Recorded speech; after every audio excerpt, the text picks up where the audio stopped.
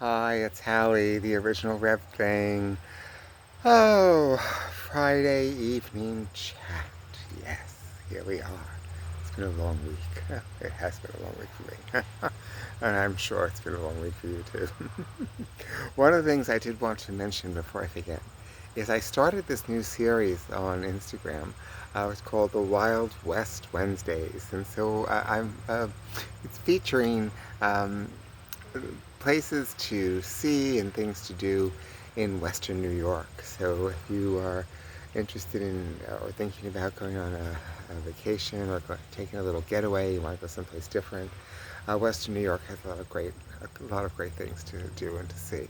So you can check it out on my Wild West Wednesdays, which started this past Wednesday and will continue throughout the rest of the summer and into the fall. Yes, the original Red Thing. Talk show without guests on YouTube and Instagram. Oh, it's a little noisy here today. A number of people are doing little projects outside. It's life when you're living outside. Yes, yes. I did a video earlier this week, a couple of them actually, where I talked about engagement rings and getting a diamond or not. Not you don't have to. It doesn't have to be a diamond. What it really needs to be is something that's affordable. And that was my main point. Not to go into debt over the diamond rings. But the reason I talked about them is because people talk often about my rings. I don't know if anybody's noticed it or not, but I do wear a few different rings, and I do have a small collection. And rings are fun. Jewelry is fun, right?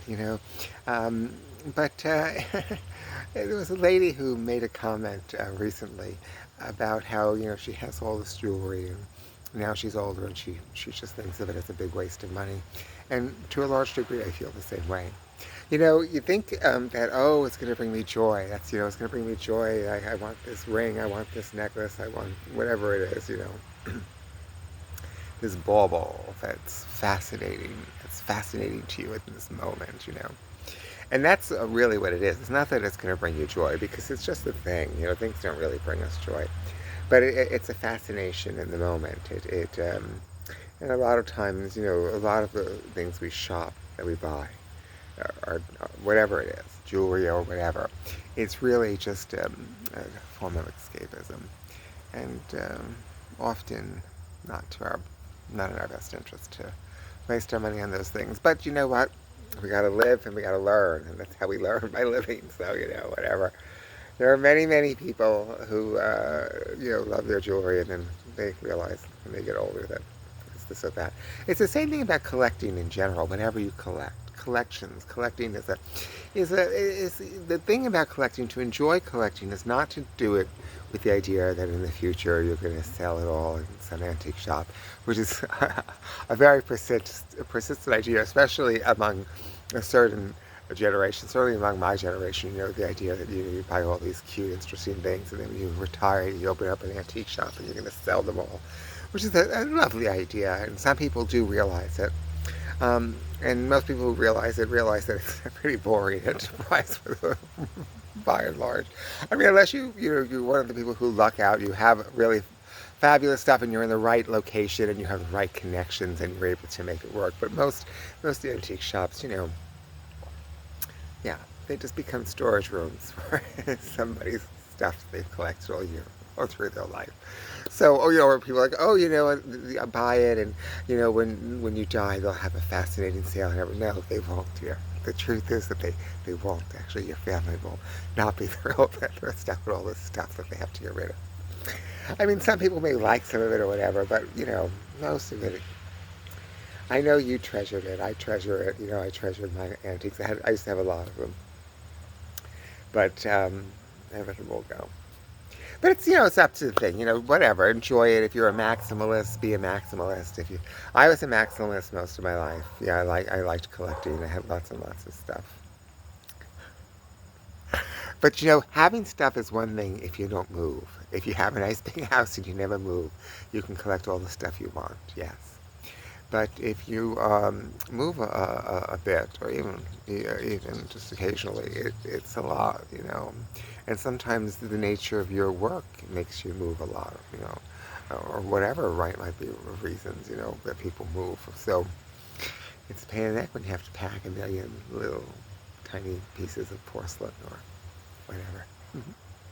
Anyway, it's, you know, but it's not really a source of joy, not like we think. It's really just a fascination in the moment. Joy is something much more lasting. Joy really only comes um, through our relationship with ourself, having a healthy relationship with yourself, and by extension, a healthy relationship with others. Yeah, that's, you know, the way that we have joy in our lives. Being at peace with God, being at peace with the earth. You know, that's how we have joy. You know, that you know, that deep-seated sense of peace. That even in the face of adversity, there's still in your center that place you can go to find stillness and calm. That's joy. Yeah, not the dazzle of the moment. But you know, we like our things.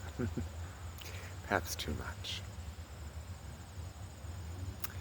Anyway, it's been a lovely little chat this lovely Friday evening. It's been a beautiful day. Oh, it's been such, here in the southwestern section of New York, it's been an absolutely beautiful, beautiful day. A nice break from the heat that we've been having. Anyway, so you have a wonderful weekend. And please give me a like. And if you haven't subscribed, please do so you can follow me here on YouTube and hit that bell. I think there's a bell you're supposed to hit that notifies you when things happen, I think. Anyway.